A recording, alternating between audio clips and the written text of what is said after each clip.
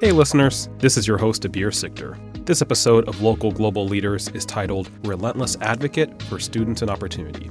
And I sat down with Kelly McManus, Vice President of Higher Education at Arnold Ventures. Kelly is a fellow Teach for America alum whose values were shaped early on by her family, especially her dad, who's a football coach. She's lived with the belief that to whom much is given, much is expected. We discussed how that grounding led her to a deep understanding of privilege and a lifelong commitment to expanding access to high-quality education. We also talked about how lessons from the football field and her time as an educator continue to inform her leadership and advocacy today. Now, here's our conversation. Greetings, everybody. This is Abir Sikder, and I'm here with another episode of Local Global Leaders with Kelly McManus. Kelly, thank you so much for joining us. Thank you so much for having me. I'm excited to be here. It's really great to be with an educational leader like you, fellow teacher. Really excited to get to hear about your teaching background and to have my first guest to come to us from outside of Kentucky. So it'll be really great to hear the work you're doing and how that is incorporated here in Kentucky. Yeah, I'm looking forward to it. Awesome. But first, we want to hear kind of about your journey or your leadership development journey and how you became to be such a great leader. Want to start out with your 6-word story. What are 6 words you would use to describe yourself? I would say the 6 words that I would use to describe myself are educator, focused. I'm going to jump between like nouns and verbs. And so educator, focused, loyal, ambitious, empathetic, and then football. Oh. Yeah, that's another one for me. A little wild card in there. Yeah, a little bit of a wild card. I assume, is that American style football or? It is American style football, yes.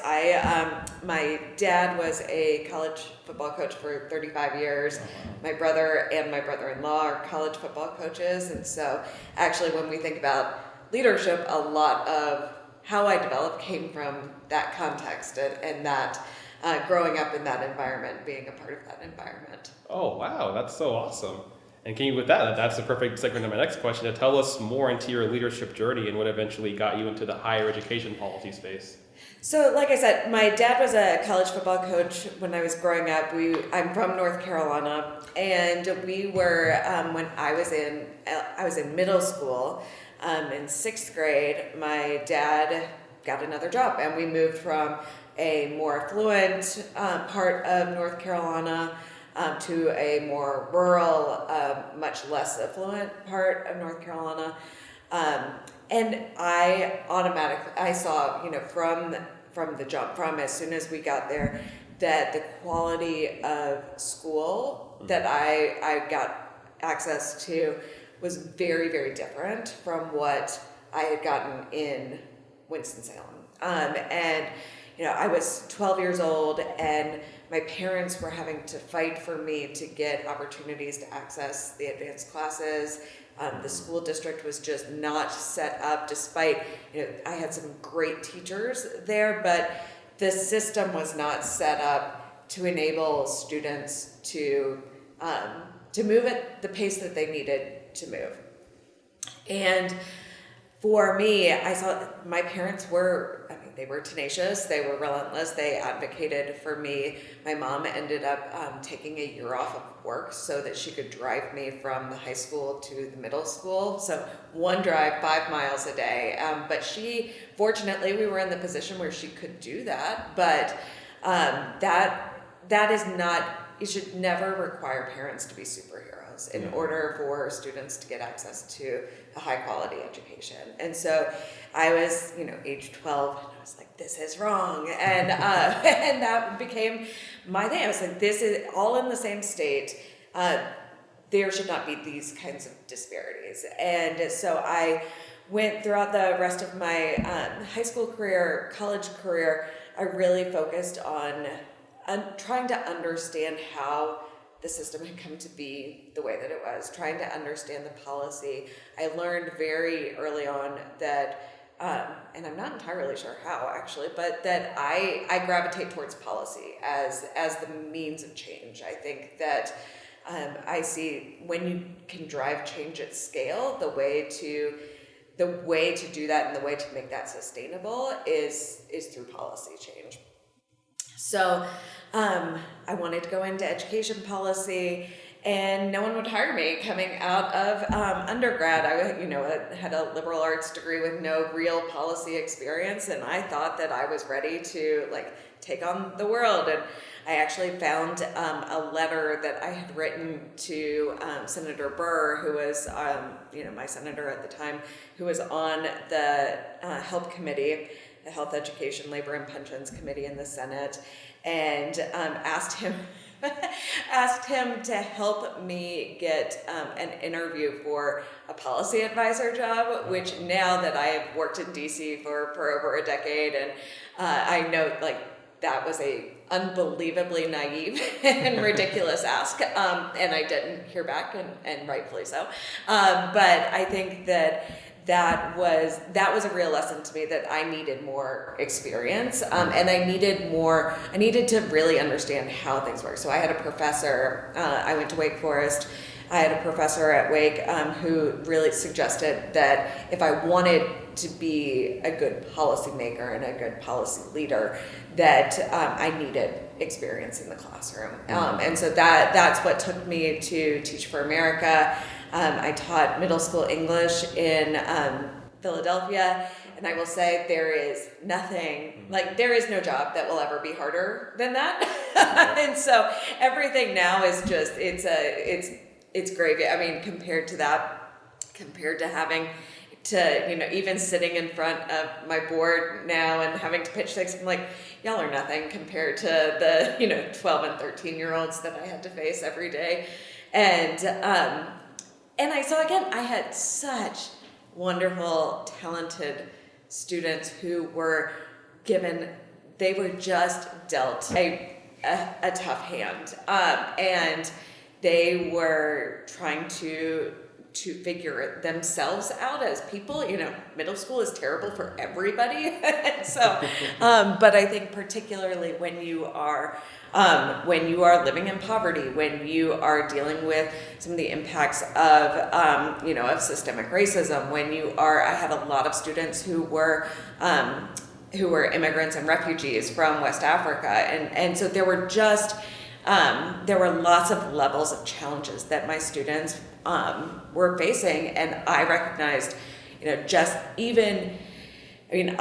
was not a particularly good teacher. I learned that I feel like I was always meant to be on the policy side, but they deserved so much better than me, and they deserved so much better than the system that they were in. And so that has been my journey. And so fast forward, I did eventually move into policy, and moved to DC, and was brought to DC by one of my mentors, and really kind of leadership idols, Katie Haycock, who was the founder of the Education Trust. And Katie is just to me the ideal relentless advocate for students and for opportunity.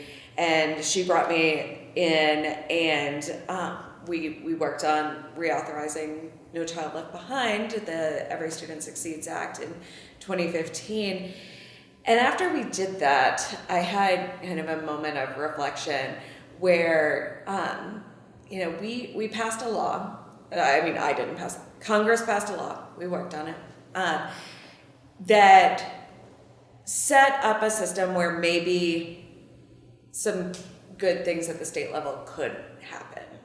But I don't know that any student's life is better because of the Every Student Succeeds Act. It was so far removed, and I think this is one of the biggest kind of misnomers or misunderstandings about education policy. It's really, the federal government, yes, they get a lot of attention for talking about K-12, but what the policy actually is, it's a very, very far removed from what a lot of students experience in the classroom. Most of the importance of the standards, the teachers in the classroom, those are state and local decisions. And so I was a little disillusioned with my ability to have an impact on improving students' lives at the federal level. But at the same time, Ed Trust I was working, also was doing higher ed work. And so I, as their lobbyist, as the government affairs person, I got to go in and advocate. We were working on increasing the Pell Grant at the time and protecting Pell. And we were able to get increases in Pell. We were able to get Pell restored so you could use it year round. So students who needed to go in the summer could have access to it. We were able to get Pell Grants restored for students who were incarcerated. And those were tangible impacts on students' lives. That was making more money for low-income students, was making their lives better, not just like maybe down the road, but immediately. And that really drew me for as long as I am doing federal level work. I want to stay in the higher ed space because there is so much more direct impact that the federal government has on higher ed than it does in K-12. So that's what brought me to higher ed. Very long-winded story. That's an amazing story. I can definitely relate to like your teaching experience. I also did Teach for America in Memphis, so I felt a lot of the same things you were feeling. I'm like, yeah, my students deserve better. I definitely was not a great teacher. I stayed for a third year, I guess, fortunately for them, or unfortunately, but I think that year I did a lot better. And I relate a lot to, like, I want to try to make a change outside the classroom, because I think a lot of teachers can make that change, but it's just hard, like really hard to do that. And I've told exact stories, so many people I've told of like, that was the hardest job I'll ever have. By far. It also, I would say, taught me a lot about lobbying. It taught me a lot about politics. All of it it's all trying to get people to do things they don't want to do necessarily. And nobody is a harder audience than a middle schooler. So even the most recalcitrant senator, like, come on, you're nothing compared to my students. Yeah, the challenge is really helping. I went to law school right after Teach for America, and I'm like, it wasn't that bad. No, like it really wasn't after being a teacher. Exactly. But it sounds like you have so many motivations that you're into this, from like your personal experience to like having your parents who really cared about education. I also relate to that too. My parents really pushed for me to get a good education, went out of their way to give me like extra opportunities. Mm-hmm. So like, it's just amazing to hear how like you took that personal experience, you took your teaching experience, and you're still using that policy experience to like make the changes you want to make. Well, I think that was one of the things that my parents really, they taught me early, and they really held us to, is, we have been so privileged, and it's very much that idea of like, those to whom much is given, much is expected, and that is how my parents raised me, and it's something that I think, service, I don't remember who said, but service is the rent we pay for living. And I think that is, that's really a driving force for me. That's a great driving force. With the work you're doing, like focusing on so many different areas of education, from like investing into policy, advocacy, even like litigation, how do you like navigate measuring and working on all those different portfolios? It's really hard to say, and this is the challenge in working in policy. These are entrenched, long-standing challenges that we are trying to address. Things like making sure that students who go to higher ed graduate with a degree or credential that is going to set them up for success in the job market, which is what 95%, 99% of students report. That's why they go to higher ed, is to help improve their job outlooks. And so I think that we have our systems, even at higher ed, our system was not built for everybody to go to higher ed. Higher ed was founded for an elite population, and I think that as we have progressed and we've opened access to higher ed, we are seeing more and more people go, which is important. But if they aren't getting access to high quality, and if they aren't getting the opportunities that we say, we tell our students, like, college is a pathway to the middle class. You should be thinking about this. But if we are sending students to schools that have, deeply low graduation rates, where more students are defaulting on their loans than are graduating, that's a lie. We are lying to students about what that opportunity is. And so these are deep-seated problems that don't have quick solutions. I think that there are some things that make sense that, basic things like if more of your students default on loans than graduate, like you are doing something wrong and you do not deserve, to be publicly subsidized by taxpayers and by students. So there are some policies that we think are pretty straightforward, like ending those subsidies for predatory, very low quality institutions.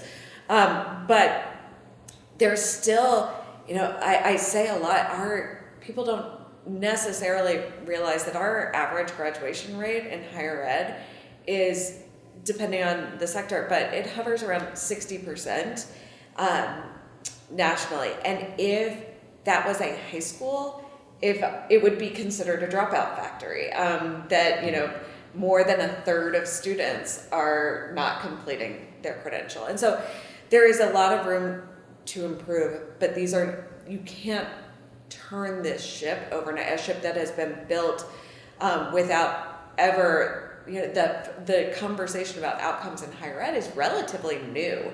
We had been really focused on access for a long time, which made a lot of sense, but now we're seeing, we are actually putting a lot of money as a country into our higher ed system. Just Pell Grants and student loans are over $100 billion every year. And so that's a lot of money. And we need to be thinking about, okay, how are we making sure that students, when a school admits a student, that the school feels a sense of responsibility to that student to help them succeed. I think that those are problems that you can't turn on a dime. Graduation rates can't go up. Even if you get, a great leader, a great turnaround leader who is really committed to student success and is focused on getting students, through to completion of a credential of value, it will take several years. I mean, they have new students that come in. We're looking at, an 8-year window before you can really see the kind of dramatic progress. And so I think the way that I think about it is kind of what are the incremental steps? Like if there was a silver bullet, we would have found it. I think that's true in most things. And so what are the incremental steps? How can we keep building on a foundation? And when I think about, supporting the Arnolds and supporting Arnold Ventures and helping them allocate their resources, it is really about, for me, helping them to understand the trade-offs that this might move the needle this much. This might move the needle more, but it is riskier, it's longer, and then we have to make those trade-offs about how much we want to push on the different potential levers. And so it's a very complex system of trade-offs that you just do the best you can, really. Yeah. And with your work with higher education, how much do you look at supporting students who go into apprenticeships or career technical education opportunities? That's one of the really exciting things that we are expanding out. I think this has been, we have just launched in the last year a new portfolio around career pathways. And I think that is one of the things that we have seen just over and over, that the data are clear that for now, a bachelor's degree is still the best bet for economic opportunity and mobility. But there are a lot of that is not universal. There are still too many degrees, too many institutions that don't pay off. And there cannot be, if we are going to truly be a country of opportunity, there cannot be one pathway. That is just not a viable way for us to operate. And so we are investing. We're really excited. There are some new models out there, the apprenticeship degree model, where people are blending apprenticeships and bachelor's degree programs. We're really excited about those. I think we are also seeing that that the conversation around outcomes, there's still work to be done in the CTE and apprenticeship space to, again, make sure that we are giving students access to high quality apprenticeships that lead to significant economic opportunities, same with CTE, that it's not just kind of more is more and let's hope that students end up okay, but let's actually look at the data, let's look at the evidence, let's see how people are doing and how do we invest more in those things that are working, and stop investing in the things that are not providing opportunities for people. Yeah, it's a lot of things to think about. What are, like, with all these different topics and all the different diverse aspects of your work, I'm curious what have been the biggest struggles you've encountered in your leadership journey, whether in your current position or in prior positions. I would say that by far the biggest struggle that I have, and I think it's one that I would imagine is fairly common. I would imagine you have heard about it before in this podcast. I really struggle with letting go and delegation. I have the most incredible team that I work with that I'm so fortunate, and they are so wonderful and capable and qualified, and I am their biggest barrier because I have grown up as the perfectionist, oldest daughter, all of those stereotypes, and it's very hard for me to let go, and I have had to, and this is something I've been working on over the past few years, is realizing that when I don't give them opportunities to run with things, when I don't delegate, when I hold on to things too much, I'm hurting them. I'm hurting myself too, but I need to reframe it to think about these are talented people who deserve opportunities to shine, and I'm taking that away from them, and that gets at kind of my motivation. I'm like, no, that's not what I want to do. I want to give them opportunities, and just starting to reframe that has been helpful. They will tell you I have a long way to go in terms of that, but I do think that that transition from the doer to the manager or the leader, I think that's a really, really hard one. I think it's particularly hard for women, especially women who have been high achievers, who have gotten really good feedback for the quality of their work, and it's an ongoing learning lesson for me. Yeah, I can definitely relate to that. I've had that in my career somewhat recently for the past few years. Like I said, going from that doer, going from that analyst level to being a manager or leading product, it's tough to adapt to. It's tough. And I started, this has been, my team has grown recently, but for a while it was mostly me, or mostly me and one other person, and that has been learning how to, as the team has grown and as the work has gotten more complex, as the work has grown too, it is really reframing that this is how we drive the biggest impact, is by giving people the opportunity to run in the ways that I know that they can do.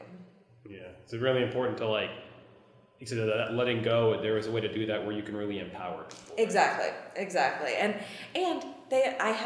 like I said, my colleagues are just phenomenal, and it's a real, I'm learning, just how much kind of joy it brings to see them thrive, and it makes me want to give them more opportunities to do so. That's great. Have you ever encountered toxic leadership in your career, and what have you learned from experiences with that? I have. Again, I think that there have been several times in my career where I think it has been hard for some of the people that I have seen and experienced a level of competitiveness that I think is unhealthy. And I think that particularly in the nonprofit sector, we are all driven by wanting to have an impact. That is why we are there. And I think that sometimes that can bleed into people thinking that almost like going into savior mode and thinking about, and I would assume that this is slightly different in the nonprofit space than it is in other spaces where you're there because you have a heart for the mission, the issue that you're working on, but it becomes more about you, and it becomes more like egotistical. It's like, well, I can make this, I can make the world a better place. I'm doing this, and that leads to deeply, competitive. I think that when I have seen that, I've had to really take a step back and say, okay, what is this about?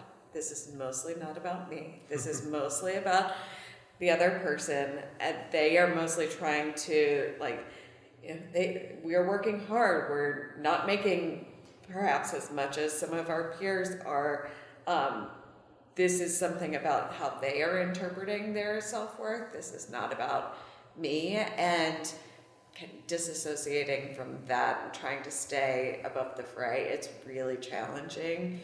I wouldn't say that I have figured it out by any stretch of the imagination, but I do think that that there is probably an under-discussed toxicity and competitiveness in the nonprofit space that I hope people can start to explore more.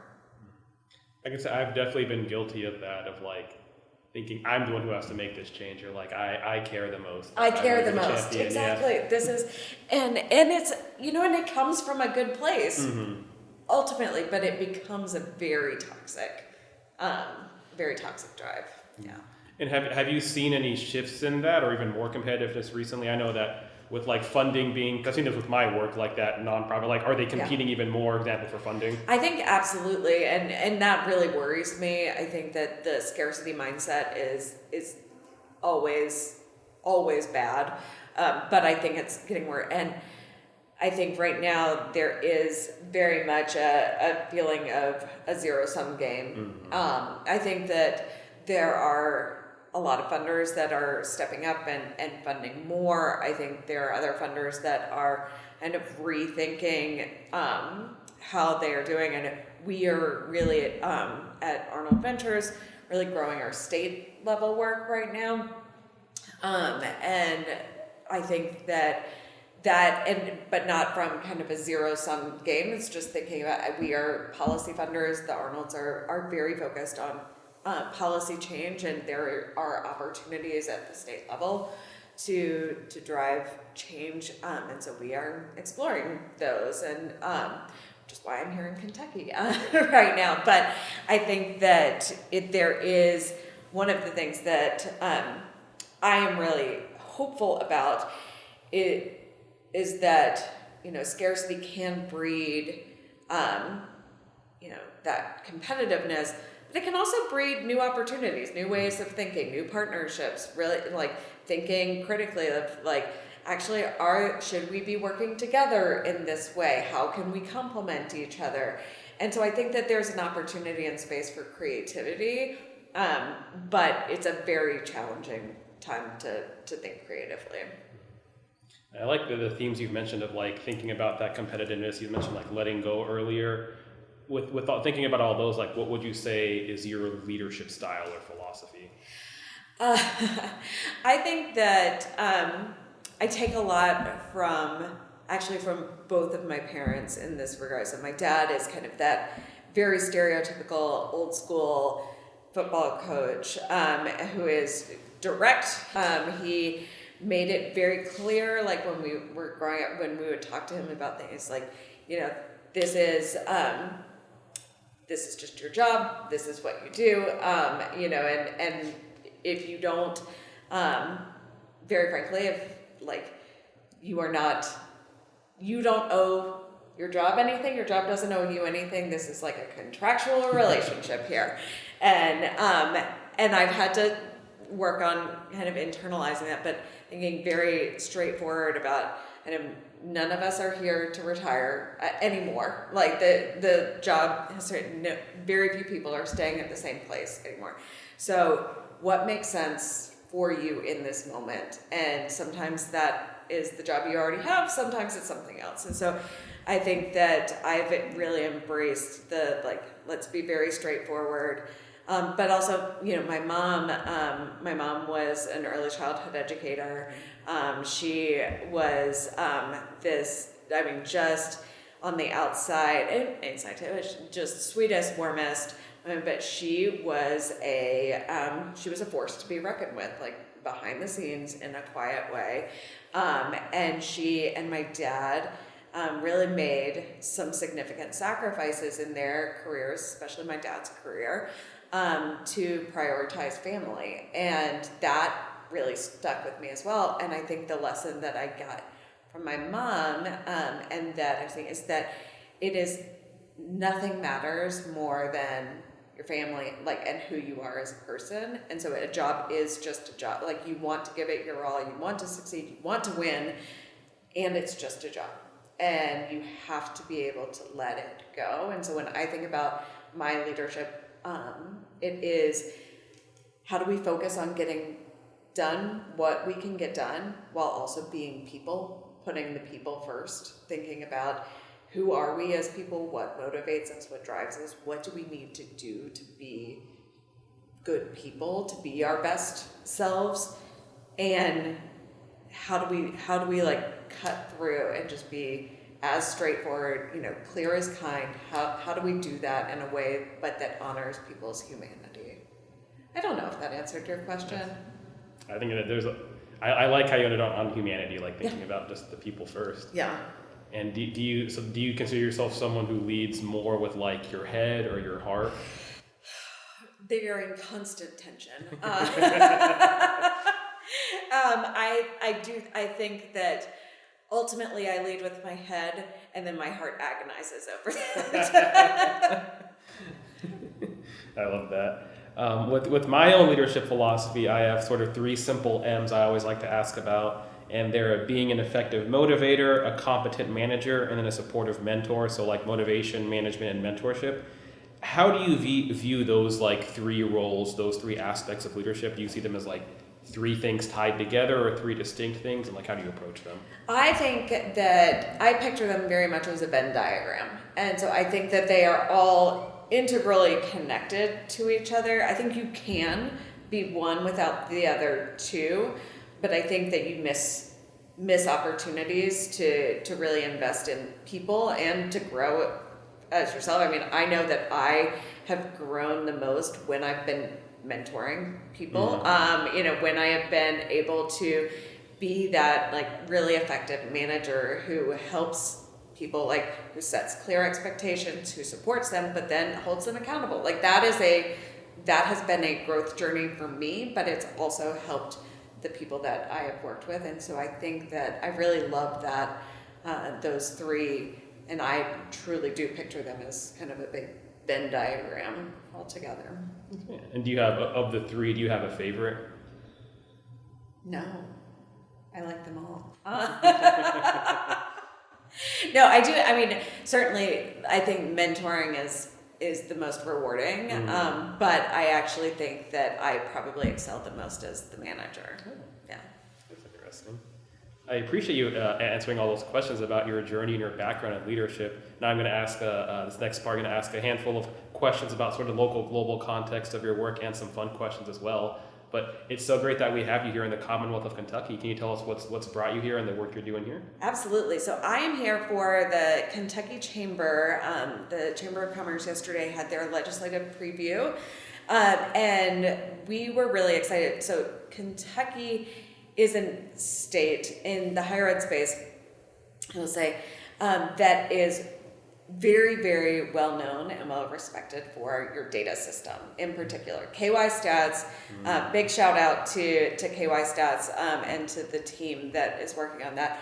That is truly, I said this yesterday, it is the envy of a lot of states. People are like, can you send us to Kentucky so we can learn from them?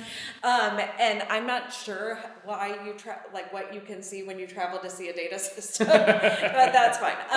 And so I think what we are really thinking about is, and our approach, our theory of change is that we want to work with states to help them use their own data to identify which credentials are providing the most value, the most economic opportunity for students. And Kentucky is so well positioned there because of the quality of your data. You can look and see, where are students falling through the cracks? Where are the programs that students are taking on too much debt commensurate to what they are going to make? And then with that data, you can really start to have interesting conversations about, okay, maybe this program we're charging too much for, and so maybe we need to bring down, that this is something like, an early child care worker. Like, those are low paying jobs. We absolutely should have a conversation about how we pay our child care providers more and early childhood educators more, because there is nothing more important, I would argue, than keeping our young kids safe and giving them opportunity. But that is not a problem for higher ed to solve necessarily. That is a broader society thing. So why are we having students go into debt for that? Mm-hmm. If we know that this is a program where your rewards are not necessarily going to be financial, how can we make some of those adjustments to make sure that students who are pursuing higher ed are better off than they otherwise would have been? So that's part of why I am here, is to talk. I think that y'all have a real opportunity to continue being a leader, leveraging your data to see, like, how do we really make sure, again, that every student who goes to higher ed is better off than they otherwise would have been. That's great. I appreciate that shout out for our data system. I'm very proud of that personally. I mean, as a Kentuckian, as an economics major, as a math teacher, I'm just like, that's everything you want to see. Exactly. And there's still opportunities to build on it. I think one of the things, there are ways to deep dive so that you know that not just who somebody works for, but kind of what kind of job they are getting. I think there are ways that you can then get really... you could better understand the various pathways. And I think that also helps students think about, okay, well, I know I want to be this job over here or in this field. What are some of the pathways that, how do I think about, okay, does an apprenticeship make sense for me? Does a community college, starting at a community college make sense? Or should I go to a 4-year and then what should I major in? The more that we are able to give students those tools, I think the better we will end up in terms of making sure that higher ed, is actually fulfilling its role of giving people opportunity. And thinking of those roles, what do you think of our system and I guess how we prepare students for jobs? And in particular, I always think of with my family, my parents are from Bangladesh. Mm-hmm. My dad especially didn't understand of I don't have to pick my career in 7th grade. Right. And they were take this class and that class. And I mean, people here you can major in something and do something completely different. I mean, I studied economics. I didn't take any teaching master's or degree, but I still taught. Do you think, I like it, but I obviously see the flaws in it. So yes. I guess, I don't know, what do you think about the way we align, I guess, education and workforce? It's really interesting, and I think that's when people get really excited about, the German or the Swiss model of apprenticeships or other internationally. And we have a different structure where you are not making your choice, and you shouldn't make your choice when you are in 7th grade or even in high school. There is a reason why graduation rates in other countries are so much higher, and it's because only the people on a particular track go to higher ed.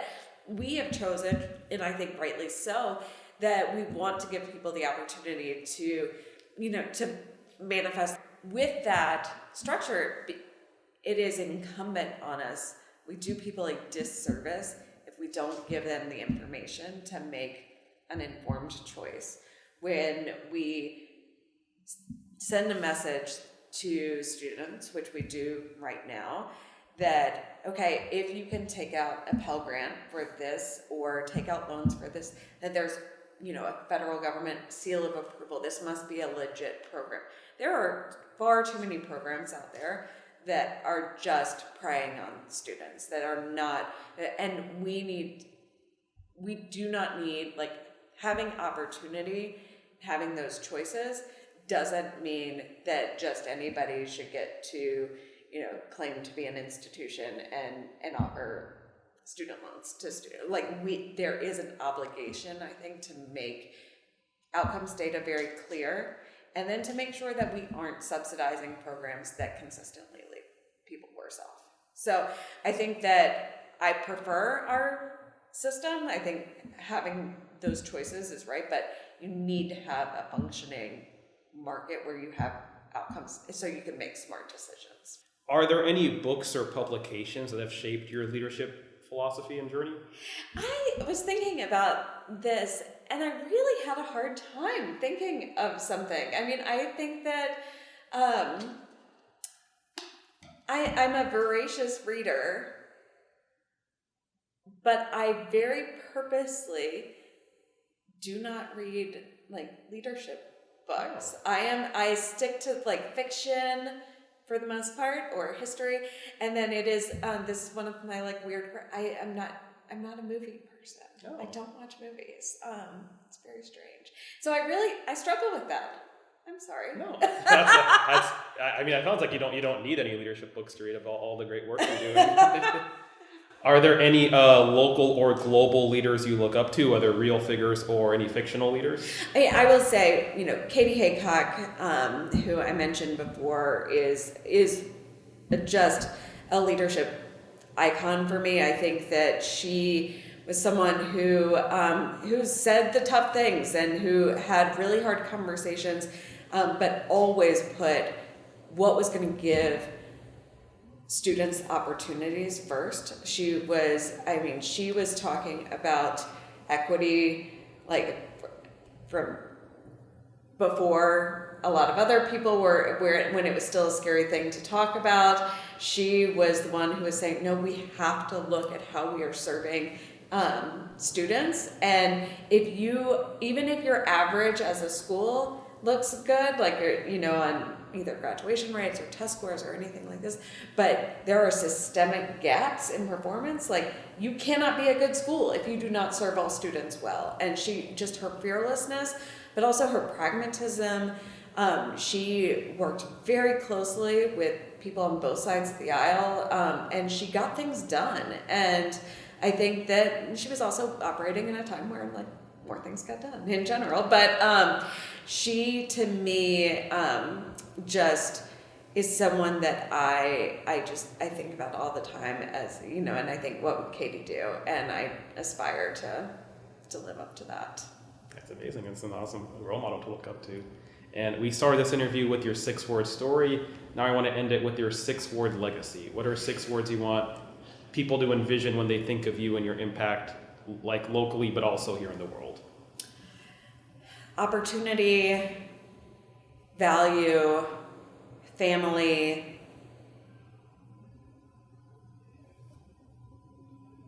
fun. Like that one. Maybe still football.